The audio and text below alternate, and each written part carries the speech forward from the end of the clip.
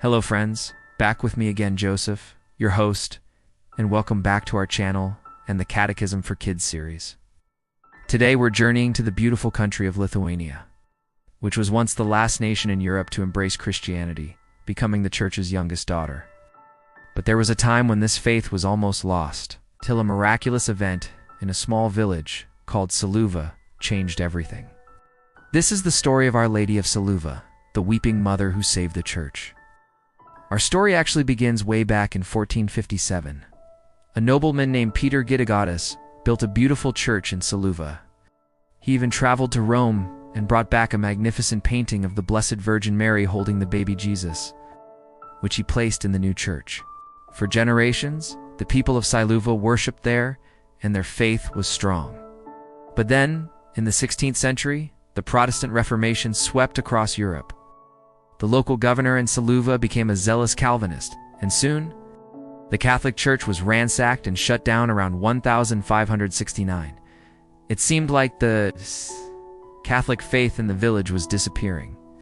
The last parish priest, a man named John Holubka, knew he had to protect the church's treasures. He took the precious painting of Mary, along with sacred items and important legal documents, placed them all in a large iron box, and secretly buried it near a large rock by the old church. 80 years passed, an entire generation grew up without a Catholic church. The old ways were almost completely forgotten. The land where the church once stood was now just a field used for farming and grazing sheep. Any attempts by the remaining Catholics to reclaim their church failed because no one knew where the official documents were buried. It seemed like all hope was lost. But then, in the summer of 1608, a miracle happened. A group of shepherd children were playing in that very field near the large rock. Suddenly, they stopped. They heard the sound of sobbing, and when they looked, they saw a beautiful young woman standing on the rock. She was holding a baby in her arms, and she was weeping bitterly. She was dressed in flowing blue and white robes, with long light brown hair, and a strange, beautiful light surrounded both her and the child. The children were amazed and a little scared. Just as mysteriously as she appeared, she vanished. One of the boys ran to tell the local Calvinist pastor what they had seen. The pastor didn't believe him and dismissed it as a silly, made-up story. But when the children went home and told their parents, the news spread like wildfire.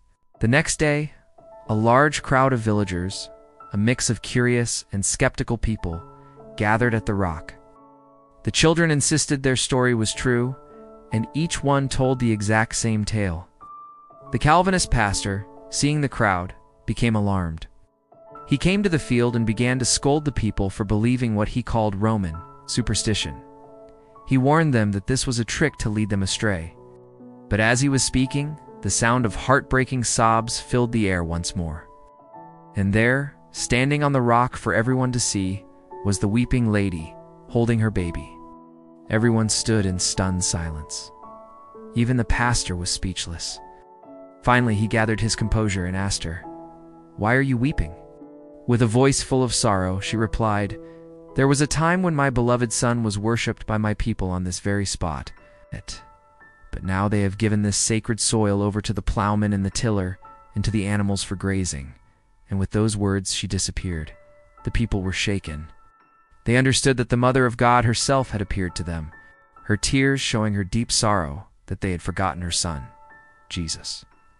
Her gentle, loving call touched their hearts. News of this apparition spread, and many people began to return to the Catholic faith.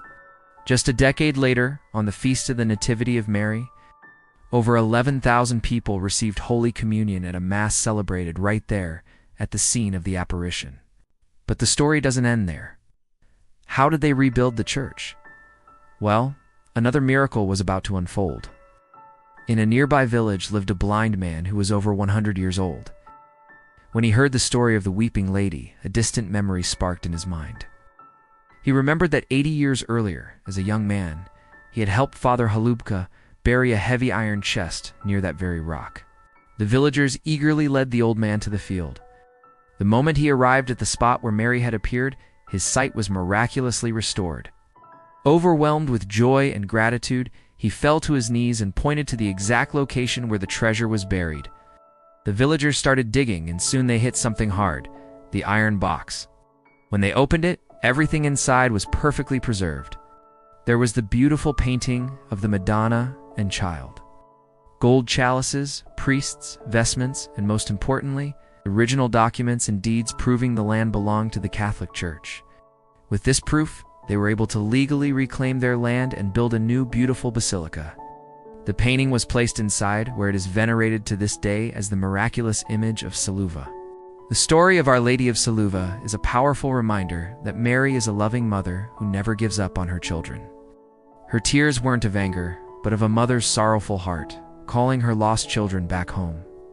It teaches us that even when faith seems completely lost, God can work miracles to guide us back to His love. As Jesus said, "Blessed are those who have not seen and yet have believed."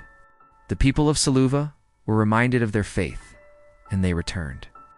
Today, the shrine of Our Lady of Šiluva is one of the most important pilgrimage sites in all of Lithuania, a testament to the weeping mother who helped restore faith to an entire nation. Her message is timeless. God's love never disappears. It just waits for us to come home. Thank you so much for joining us for this incredible story. If you were moved by the tears of Our Lady of Šiluva, please give this video a thumbs up and share it with someone who might need to hear this message of hope. Don't forget to subscribe and click the notification bell so you won't miss our next episode. Take care, everyone. Stay safe and healthy as usual. God bless you always, and we'll see you next time.